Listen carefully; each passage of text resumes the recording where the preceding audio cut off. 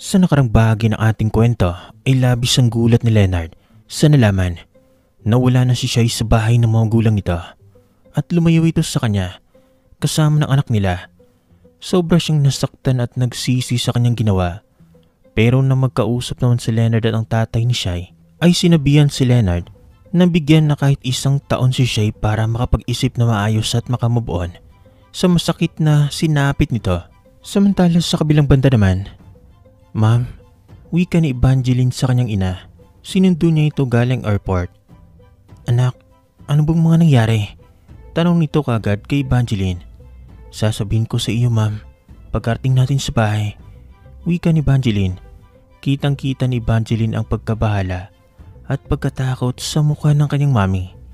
Kahit siya man nalulungkot sa maaaring kalabasan ng daddy niya, ngunit kailangan nitong magbayad sa lahat ng ginawa nito.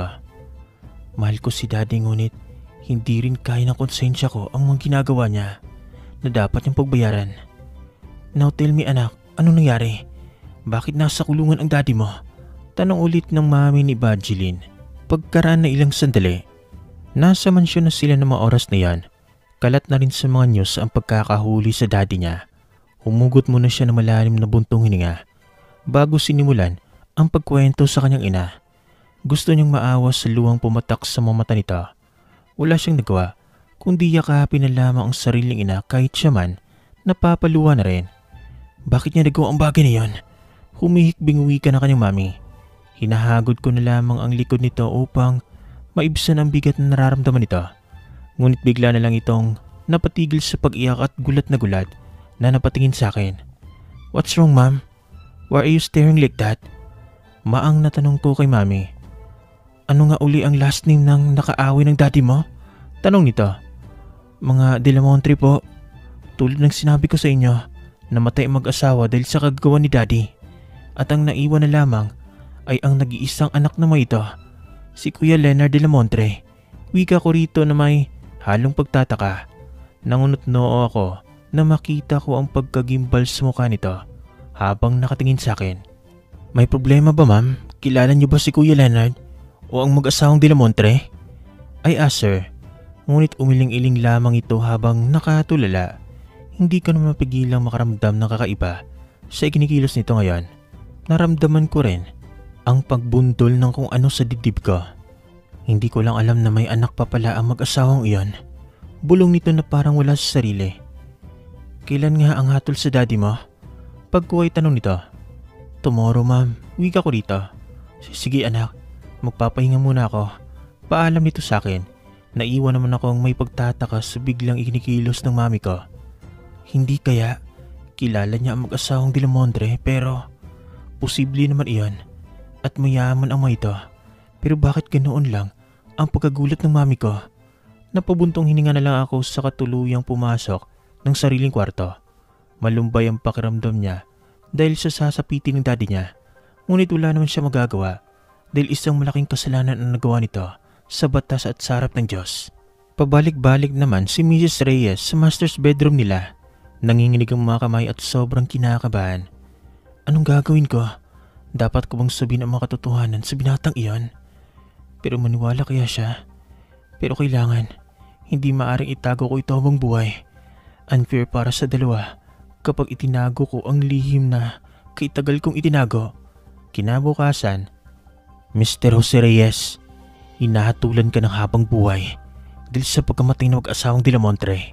10 taon nang nakakalipas." "No, hindi maaari, attorney." Sigaw ni Reyes. Rinig naman ni Mark ang hikbi ng asawa nitong babae. Masakit din para sa kanya ang makitang umiiyak o nasasaktan na babaeng mahal niya. Ngunit wala siyang magawa. Kailangang magbayad ng ama nito. Nagtagpo bigla ang mga mata namin. Luwaan ang mga mata nito na siyang ikinasikip ng paghinga ko. Gustong gusto ko itong lapitan at yakapin. Napansin niyang bigla itong umiwas ng tingin at niyakap ang sariling ina habang umiyak ito. "I'm sorry, Mr. Reyes. I did my best." Rinig naming wika ng attorney nito. "No, wait. I need to talk my wife and daughter." Sigaw nito. Samantalang kami namang apat na magkakaibigan nakatingin lamang sa mga ito. "I'm so sorry, darling." Wika ni Reyes sa asawa at first time naming makita itong umiyak sa harapan ng mga ito. Nagkatinginan pa kaming magkakaibigan. Akalain mo, marunong din pala itong umiyak. Mag-ingat kayo patawad sa mga nagawa ko. Wika pa nito hanggang sa tumingin ito kay Evangeline. Anak, lumuluhang pagtawag nito sa anak niya. Humakbang naman si Evangeline papunta sa daddy niya at yumakap dito. Patawarin mo si daddy, mahal na mahal ko kayo ni mami. Huwag mong pababayaan si mami Wika pa rin ito. Lalo lang namin narinig ang iyakan ng magkakapamilya. Hanggang sa kunin na ito ng mga pulis. Naiwan naman ang mag-inang umiiyak. Rinig ko pa ang malalakas na buntong hininga nila Dance, Kit at Vince. I'm sorry, may nang wika ni Mark kay Evangeline nang dumaan ito sa kanila. Lalo pang bumigat ang pakiramdam na makita ang luwaan nitong mga mata. Akmang hakbang ako para sana yakapin ito ngunit bigla naman itong nagsalita. It's okay. Deserve yun ni Dad. Masakit pero kailangan tanggapin. Ang hirap lang kasi na habang buhay pala siyang mabibilanggo. Napahigpito ng malakas na kagad mo nitong pinigilan. We have to go. Wika pa nito. Ihatid ko na kayo. Wika pa ni Mark. Kitang-kita ni Mark ang pagkagulat sa mukha ng ina ni Evangeline. No, may driver kami kasama. Salamat na lang. Wika ni Evangeline sa katuluyang umalis kasama ng mami nito. Ilang sandali ang lumipas nang pare-pareho na kaming nasa parking lot na magkakaibigan. So magdi-deny ka pa rin ba sa amin? Panunokso ni Vince. Halata na dude, huwag ka nang magkaila pa. Natatawa namang wika ni Kit. Umiling lang ako sa mga ito. Wala akong panahon para makipagbiruan sa kanila. Pansin ko naman bigla silang nagseryoso. Mukhang malalim ang iniisip mo Untag na wika ni Dance. Iniisip ko lang ang mag-ina. Muna na kayo, may pupuntahan lang ako. Paalam ni Mark sa mga ito. Naiwan naman na tatlong naguguluhan.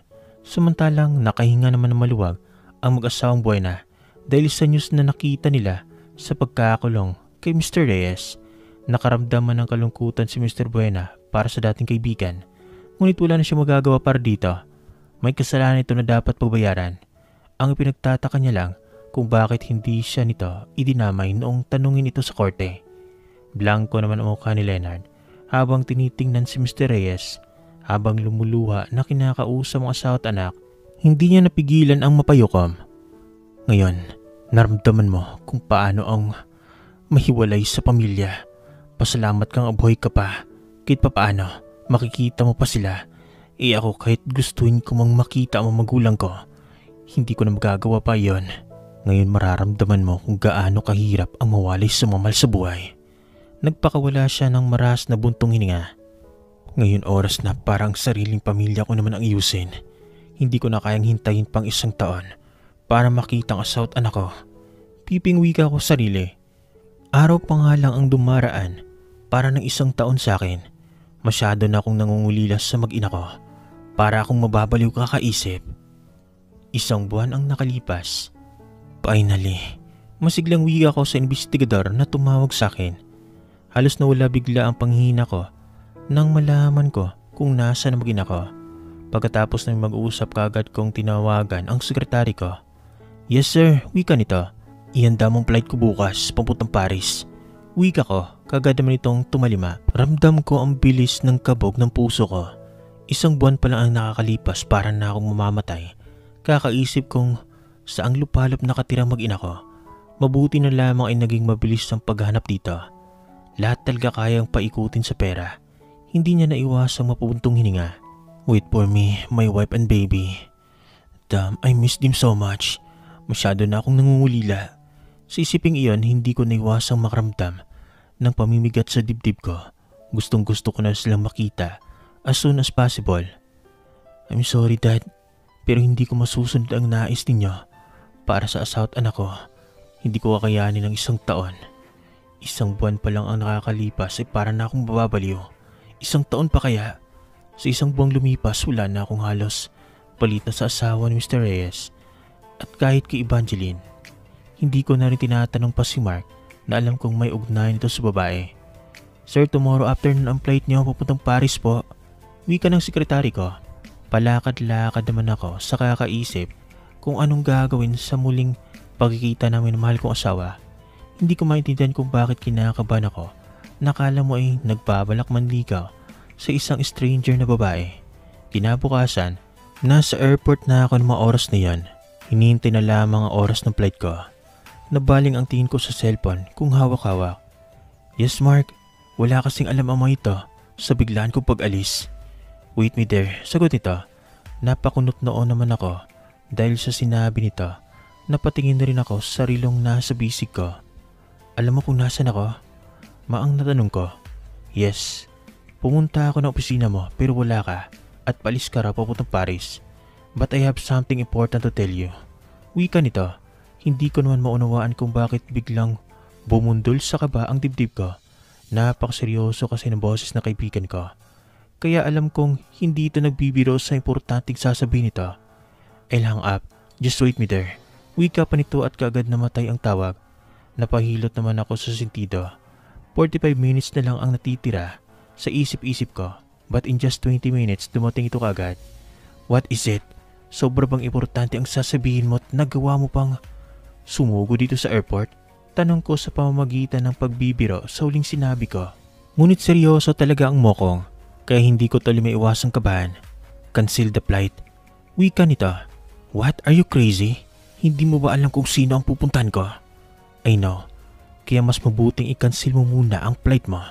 Dahil ang malalaman mo ngayong araw ay makakatulong para lalong mapadali ang pagsusuyo mo sa asawa mo. Wika nito.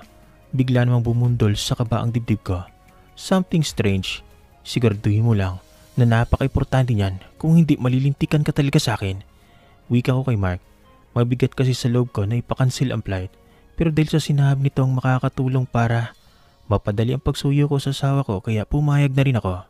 Samantalang tumulong ito sa huling sinabi ko. Sumakay kami sa sakyan nito at nakalis na kanina pa ang driver ko. Where are we going? Tanong ko rito. Sumulyap lang ito sa akin. Basta malalaman mo rin. Nagkibit balikat na lang ako sa sagot nito. Mukha kasing malaga talaga ang sasabihin nito. At napakaseryoso na mukha. Sa isang restaurant kami tumigil. Sumusunod lang ako rito dahil ito lang naman ang may alam kung ano ba talaga ang gustong ipaalam nito sa akin. Ngunit napatigil ako bigla sa paglalakad na makita ko ang tinutumbok naming mesa. Tininan ko si Mark na may pagtatanong sa mga mata.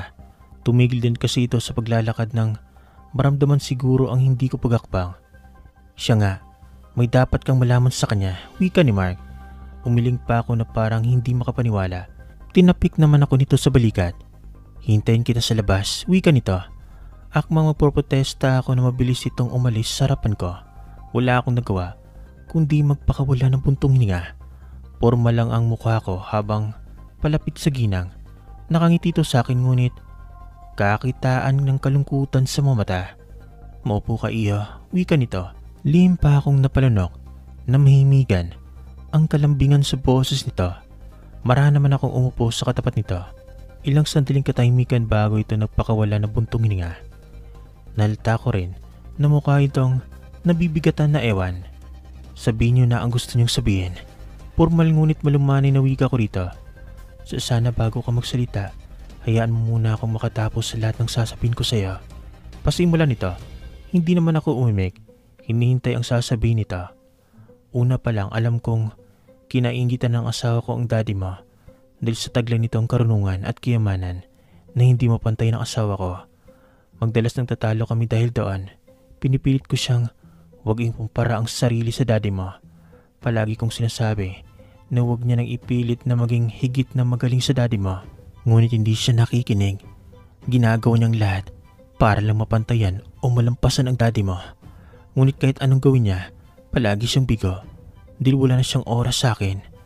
At madalas nag-aaway pa. Kinaisipan kong lumabas at pumunta ng bar.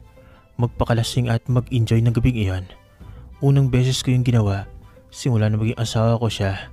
Wika nito na biglang natigilan dahil sa hikbing kumawala rito. Ngunit pilit itong nagpatuloy. Hindi ko pa rin maunawa ng gustong ipunto nito. Kaya nanatili akong tahimik. Nang mga panahong nalasing na ako, bigla may tumubi sa akin na isang lalaki. Kahit nalasing na ako, pansin ko ang angking kagupuan nito at kakisigan. Nagkausap kami at nagkatuwaan. Ramdam kong lasing na rin siya. Hindi ko alam basta pagising ko, magkatabi kami sa isang higaan. Gulat na gulat ako ng mga araw na yon at hindi makapaniwala. Hindi ako makapaniwala na nakipag one night stand ako sa lalaking karibal sa negosyo ng asawa ko. Garalgal na patuloy nito. Doon naman biglang tinambol ng kaba ang dibdib ko. Nakukuha ko na ang gusto nitong iparating, ngunit pilit kong itinatanggi sa aking isipan. Mabilis ang kilos ko noon na umalis sa lugar na iyon dahil sa takot at gulat sa nagawa ko sa asawa ko. Nang araw na iyon, nasaktan ako ng asawa ko dahil sa ginawa kong paglabas at pagpunta sa bar. Ngunit wala siyang nalalaman sa aking ginawa hanggang sa malaman ko na lang na buntis ako. Umiiyak na wika nito. Nanikiprim ang bawat paghinga ko, pati lalamunan ko parang sinasakal ito sa maaring sabihin pa nito na hindi ko na rin magawang tumingin dito. Buntis ako at hindi siyang ama, kundi ang lalaking karibal niya sa negosyo. Walang iba kundi ang ama mo iyo. Gulat akong napatingin dito. Kahit na may alam na ako sa kalalabasan ng kwento nito, hindi ko pa rin iwasang magulat sa ibinunyag nito. Akmang tatayo ako nang pigilan nito ang braso ko. Hindi pa ako tapos. Hayaan mong masabi ko ang lahat sa araw na ito. Pagsusumamo ng boses nito, napilitan naman akong manatili at makinig sa maaring pang sabihin nito. Hindi na rin naalis ang malakas na kaba sa dibdib ko. Hanggang ngayon wala siyang alam sa lahat. Sa nagawa kong kataksilan sa kanya, hindi ko kayang magtapat. Natatakot akong itakwil niya ang anak namin. Hindi ko kakayanin. Kahit ang ama mo, walang nalalaman na may anak siya sa akin. Simula kasi nangyari iyon, hindi na ako muling lumabas pa at natakot akong makita ang ama mo. Pagpatuloy pa nito, pumikit naman ako ng mariin. Bawat salita nito, nagpapakaba sa dibdib ko. Nasabi ko sa sarili ko na ililihim ko na lang ito habang buhay. Lalo nang malaman kong namatay ang mga magulang mo. Noong mga panahon kasing iyon, nasa ibang bansa kami. Hindi ko naman akalain na kaya pala kami bigla ang lumipat doon. Dahil may ginawang masama ang asawa ko. Akala ko nga, walang anak ang mag-asawang Delmonte. Kaya nawalan ako ng pag-asang ibigay ang karapatan para sa anak kong malaman ang tunay na ama nito. Kay laking gimbal ko na marinig ko sa anak kong anak ka ng mag-asawang Delmonte. Naisip ko na ito ng oras para ipaalam ko sa anak ko ang tunay na ama nito at ipaalam na may kapatid ito sa ama. Ayoko naman kasing ipagdamot habang buhay ang bagay na iyon sa anak ko. Pareho kaming natahimik ng ilang sandali. Sana matanggap mo si Evangeline bilang isang tunay na kapatid. Alam na rin niya ang lahat, kahit siya man gulat na gulat sa lahat ng nalaman. Hindi ko pa nga lang alam kung paano ko sasabihin ang katotohanan sa asawa ko. Ang mga bagay nito, lalo na't nasa kulungan siya. Wika nito habang patuloy sa pagluha. I have to go. Muhinang wika ko rito. Sa dami ng sinabi nito, wala akong maiisip na sabihin. Ngunit napatigil din ako sa paghakbang dahil sa sinabi nito. Sana mo patawad mong asawa ko at sana, hiling ko, alalayan mo ang kapatid mo. Sa kanya nakaatang ang lahat ng negosyo ng asawa ko. Siya lang ang tagapagmana noon at alam kong hindi niya pa kakayaning mag-isa ang lahat. Wala rin kasi akong alam sa negosyo. Sana maging magkalapit kayong dalawang magkapatid. Dahil pakiramdam kong wala na itong sasabihin kaya tuluyan na akong umalis. Ngunit bago na ako tuluyang makalayo rito, narinig ko pa ang huling sinabi nito na siyang ikinasikip ng lalamunan ko at ikinangilid ng luha ko sa mga mata. Salamat anak. At kung ano pang susunod na mangyari ay abangan niyo sa susunod na bahagi ng ating kwento.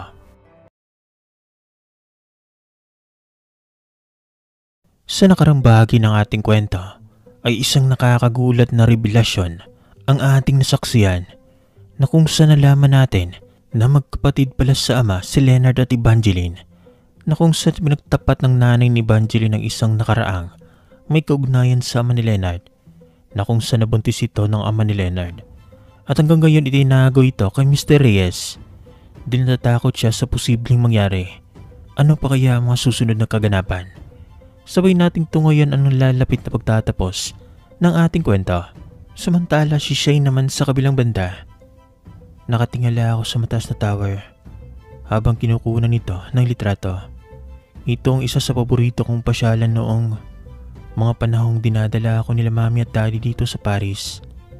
Anak, kapag malaki ka na makikita mo rin ito. Tiyak magustuhan mo ito at dadalhin din kita sa Disneyland. Kausap ko si baby ko na panay kalampag ng mga paa at kamay. Kasalukuyan akong nakaupo noon at nakahiga naman ito sa carpet na nilatag ko. Hapon na rin naman ang mga oras na yan, kaya hindi na ako namumblema na mamataan ito ng araw. Unti-unti namang bumabalik ang kalungkutan at kirot sa puso ko. Napilit ko nang kinalimutan kung bakit naman kasi halos magkakapamilya ang naroroon at magkakarelasyon pa. Hindi ko tuloy may iwasang maingkit. Napayuko ako ng 10 oras at mapait na napangiti sa sarili. Sa loob ng isang buwan wala man lang akong balita na hinanap lang ako ng lalaking iyon. Kung talagang mahal niya kami o mahalaga kami sa kanya, hindi niya kami matitiis kahit buwan pa lang ang nakakalipas. Bigla ako tuloy nakagat ang ibabang labi ko sa pinipigilang pag-iyak. Ang sakit na hinihintay lang pala niyang ako mismo ang lumayo. Siguro masaya na sila ng Evangeline na yan. Sa bagay, sino ba naman ako kung ikukumpara sa bahay ngayon? Kumahawak ito ng mga negosyo samantalang ako wala man lamang may pagmamalaki kahit kaunti. Tama lang pala ang desisyon ko. Sa isip-isip ko hanggang sa pumatak ang luha ko, nakagad ko ring hinawi ng kamay ko. I'm so sorry baby kung lalaki kang walang ama mo. Hayaan mo, gagawin ni mami ang lahat. Huwag ka lang malungkot paglaki mo ha. Hindi na kasi tayo love ni daddy. Kasi may mahal siyang iba. Napahikbi ako bigla sa mga pinagsasabi ko. Ramdam ko ang biglang paninikip ng dibdib ko at ang hirap ng paghinga sa pinipigilang mapahagulgol. Nakakahiya naman kung magmumukha ako ritong tanga. Ang dami pa namang tao sa paligid. Ang sakit lang isipin na kaya niya kaming iwan at ipagpalit na lang ng ganito kabilis. Walang kwentang ama, walang kwentang asawa, walang kwentang lalaki. Pagsisigaw ko sa aking isipan, napupuyos ang dibdib ko sa namumuo namang galit at sama ng loob dito. Tulala ako habang nakatingin sa kawalan. Siguro dapat ko nang ituloy ang bala kong pagnenegosyo rito. Bala kong tumayo ng coffee shop. Hanggat maaari, hindi mo na ako babalik ng Pilipinas hanggang sa hindi ko patanggap ang lahat. Gusto kong magalit sa kanya at pagsasampalin ito sa lahat ng ginawa. Ngunit mas magmumukha lang akong kawawa sa paningin niya o nila. Kailangan kong ipakita rito na hindi ako maapektuhan. Kahit nawala siya sa buhay ko, pinalis ko ulit ang luwang kumakawala na walang bigla sa mga mata ko. Nagulat at napasingap na lang ako bigla nang may biglang yumakap sa akin sa likuran. Kasing bilis ng kidlat ang paglingon ko kung sino mapangas na yumakap sa akin. At nang makatikim ito ng black eye sa magkabilang mga mata nito at mukha, ngunit laking gulat at gimbal ko na makita ko kung sino lang naman ang mapangas na yumakap sa akin.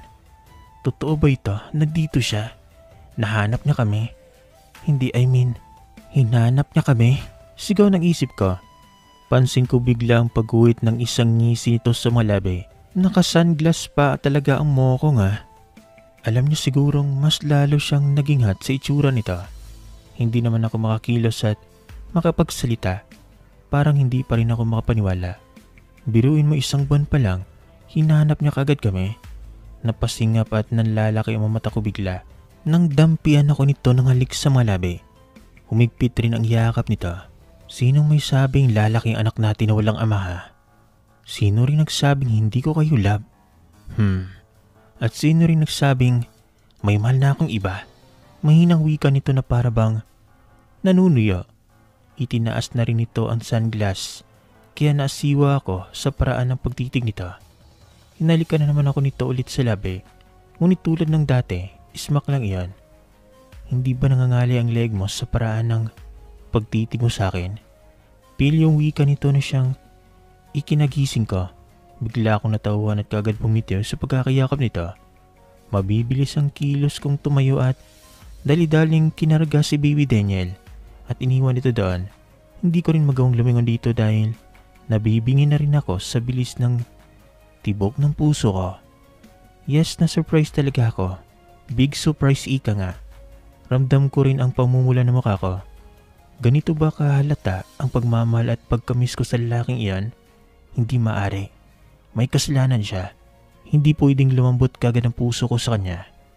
Bago man ako tuluyang makaalis sa lugar na iyon, marami pa akong narinig na bulong-bulungan sa paligid. Gosh, she's so damn handsome and hot. That girl is so lucky. OMG, he's sweet. He's so hot. Gosh, I know him. He's one of the most billionaire in the world. Oops. She left with that handsome guy?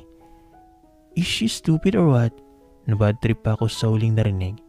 Pakiba nila kung alam lang nilang ginawa ng lalaking iyan. Baka hindi lang ito ang ginawa nila. Mabilis akong pumarang taxi hanggang sa nakauwi na ako sa condo na tinutuluyan namin.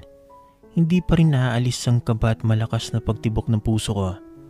Ano ba ito, kakainis naman? Himuto ko sa sarili. Kinaumagan may nag-doorbell sa pinto. Bigla tuloy akong kinabahan at siya kagad ang naisip ko. Ngunit naisip ko rin na baka masyado lang akong assuming. Hi ma'am, delivery for you. Nakangiting wika ng delivery boy. Kunot na naman akong tumingin dito. Para masigurong akin nga. Tiningnan ko ang malit na papel na nasa ibabaw lang. For my wife, Cindy De La Montre. Biglang kumabog ang dibdib ko sa nabasa. Ma'am? Nagising ako bigla na marinig ko ang boses ng delivery boy. Minuto na siguro ang lumipas nang tumitik ako sa papel. Nakakahiya. Pinagmasdan ko ang bouquet flower. Napakaganda nito na hinalos sa red at white. Marami ring mga chocolates na nakalagay hanggang sa unti-unti kong buksan ang nakatuping papel. Hindi ko pa napigilang manginig ang mga kamay ko. Hindi ko alam kung sa excitement or nervous. For my beautiful wife, I'm sorry sa lahat na nagawa ko sa iyo, sa lahat ng pagkukulang at sakit na naiparamdam ko sa iyo. Sana mapatawad mo ako. Hindi naman ako nagmamadali na mapatawad mo ako kagad. Pero sana hayaan mo akong ligawan ka. Gusto kong iparamdam sa iyo how much I love you. Kayo ng anak natin. Kahit na nga kagabi pa gustong gusto kitang puntahan dyan. Ngunit nagtimpi ako at baka kung ano pang magawa ko. Bigla namang pinamula na mukha ko sa nabasa ko. Ipinili ko ang ulo ko at nagpatuloy sa pagbabasa. Hayaan mo sanang tanggapin ako bilang manliligaw mo. Huwag kang mag-alala. Pipigilan ko ang sarili ko na huwag kang yakapin at hagkan hanggang sa hindi ko pa naririnig ang matamis mong oo. Gagawin ko ang lahat, malin mo lang ulit ako ng buo. Sorry sa nagawa ko sa iyo noon, honey. Huwag mo na sanang pagsilosan pa ang Evangeline na yan. Dilo lang dahilan para pagsilosan mo siya. She's with Mark, kaya huwag ka na magselos. Hindi ko kayo ipagpapalit. Sobrang mahal ko kayo. Kayo ang buhay ko, honey. I love you so much. Mali man ay kinilos ko noon. Doesn't mean na hindi kayo ang pinakamalaga sa buhay ko. Hayaan mo sanang maipaliwanag ko sa iyong lahat. Hindi ko namamalayan na namamasa na pala ng luha ang mukha ko. Kung hindi ko pa narinig ang ungot ni baby, hindi ko namalaya na kanina pa pala ako tapos sa pagbabasa. Sadyang nakatitig lang pala ako roon ng ilang minuto. Habang pinapatulog ang anak ko, hindi ko maiwasang isipin ang sinabi nito sa sulat. Talaga bang wala siyang gusto sa babaeng iyon? Pero bakit mas pinili niyang iwan ako para sa babaeng iyon? Himutok ng isip ko. Hindi ko tuloy maiwasang makaramdam ng bigat sa dibdib. Alas 7 na at kakatapos ko lang maligo. Nakabihis pantulog na rin ang anak ko. Nasa akto ako ng paghiga nang may mag-doorbell sa pinto. Sino kaya ang magdo-doorbell ng ganitong oras sa akin? Wala naman akong kakilala rito. Wala rin naman ang kaibigan ko sa isip-isip ko. Ngunit sinundan pa ang pag-doorbell nito kaya napilitan akong tingnan sa hall kung sino ang nasa labas. Biglang lumakas ang kabog ng dibdib ko na makita ko kung sino ang nasa labas. Hindi ko tuloy alam kung pagbubuksan ko ito. Nag-doorbell dito kaya napilitan akong pagbuksan ito. Ngunit sinigurado kong formal ang mukhang iharap ko rito. Hindi pa rin naman kasi mawawala sa isipan ko ang pag-iwan to sa akin noon para lang sa babaeng yan. Hay, nakangiting wika nito. Sabay abot ng bouquet flower. Pakiramdam ko tuloy biglang naglawang sama ng loob ko rito. Dalis ang ngiti nitong makapanlaglag panty. Hays, sinmahan pa ng kagupuhan nito at namoy na amoy ko rin ang pabango nito. Anong ginagawa mo rito? Gusto ko pang sabunutan ng sarili ko nang mautal ako sa binibitawan kong salita. Hindi ko pa rin kinukuha ang bulaklak na hawak nito. Tumiki muna ito bago nagsalita. Natanggap mo ba ang pinadeliver ko kaninang umaga? Tanong nito. Hindi ko alam kung bakit bigla na lang akong nainis. Yes, then. Pataray na wika ko. Bahala siya, magdusa siya. Siya nga, higit pa rito ang pagtrato niya sa akin eh. Sa isip-isip ko, pansin kong bigla itong natigilan at ilang segundong tumitig sa muka. At bigla rin ako natigilan na mapansin kong may gumuhit na sakit sa mga mata nito. Bigla rin itong yumuko. Pakiramdam ko tuloy ako iyong nasasaktan eh. Sorry, wala ka yata sa mood. Babalik na lang ako bukas. Good night, honey. Mahina at mukhang malumbay na paalam nito hanggang sa unti-unting lumakad palayo sa akin. Nakagat ko naman ang babang labi ko sa pinipigilang emosyon. Hindi ko maintindihan kung bakit ako yata ang higit na nasasaktan sa inasta ko sa asawa ko. Hindi ko naman kasi matatangging miss na miss ko na ito at mahal na mahal ko pa rin ito sa kabila na nagawa nito sa akin. Lalo na hindi ko maitatangking sumaya ang puso ko nang sundan kagad kami nito dito sa Paris. Ang inasahan kong 1 taon, 1 buwan lang at nahanap kagad kami nito. Leonard POB. Kanina biglang umapos sa tuwang puso ko na makita kong pinakamamahal kong asawa na nakaupo kausap ang anak namin. Nanglid pa ang luha ko sa sobrang pagkamiss ko dito at pangungulila. Rinig ko rin ang mga sinasabi nito at kitang-kita ko rin ang pagluha nito. Kaya naman mabilis akong humakbang para yakapin ito sa likuran. Ramdam ko kung gaano ko ito kamiss. Kaya naman hindi ko napigilang hindi hagkan ang malambot nitong malabi. Ngunit nagulat na lamang ko nang bigla itong umalis. Subalit napangiti rin ako habang tinitingnan ito sa paglakad palayo. Naisip ko na handa kong tanggapin kung pahirapan man ako nito. Sa pagsusuyo, may balik lang ang pagsasama namin noon. Kinilig pa nga ako sa pagpapakipot nito. Na-deserve naman ang asawa ko dahil sa katangahan at sakit na pinaranas ko rito. Pero hindi ko napagandaan ang malamig na pakikitungo nito. Kani-kanina lang, pagpunta ko sa tinutuluyan nito, hindi ko inaasahan na makakaramdam ako ng sakit sa puso. Nang pakitunguhan ako nitong parang hindi kilala, hindi ko yata matatanggap kung nawala kagad ang pagmamahal nito sa akin. Siguro nga napakalaki ng impact na nagawa ko sa asawa ko. Malungkot man ngunit, pinili ko na lang na umalis. Ngunit hindi ibig sabihin nun ay susuko na ako. Din mas lalo akong magpupursigi upang makuha ko ulit ang loob nito at pagmamahal. Kunwari pa nga akong lumayo, kahit na ang kondo ko lang naman ay karap ng kondo nito. Nagbayad pa ako ng malaki sa may-ari ng condominium na iyon para lang palipatin ang nakatira doon. Bala ko sana kasi itong yayain ng dinner kasama syempre anak namin. Ngunit hindi ko inakala na ganoon ang bungad nito sa akin. Ano nga ba naman inasahan mo? Pagkatapos ng lahat na pinaranas mo sa kanya, lalo na nang iwan mo siya para kay Evangeline, wika naman kontrabidang isipan ko. Hindi ko napigilang mapabuntong hininga na malakas. Kahit ako man nagulat sa nagawa ko noon. Ayun pala, kasi may dahilan kung bakit ganoon na lang ang pagkatakot at taranta ko na makita ang Evangeline na iyon ng ganoon ng kalagayan. Ayun pala kasi lukso ng dugo at kapatid ko lang naman pala ito. Kailangang malaman ito kagad ng asawa ko. Baka ito ang higit na ikinasama ng loob niya. At kung ano pang susunod na mangyayari, abangan nyo sa susunod na bahagi ng ating kwento.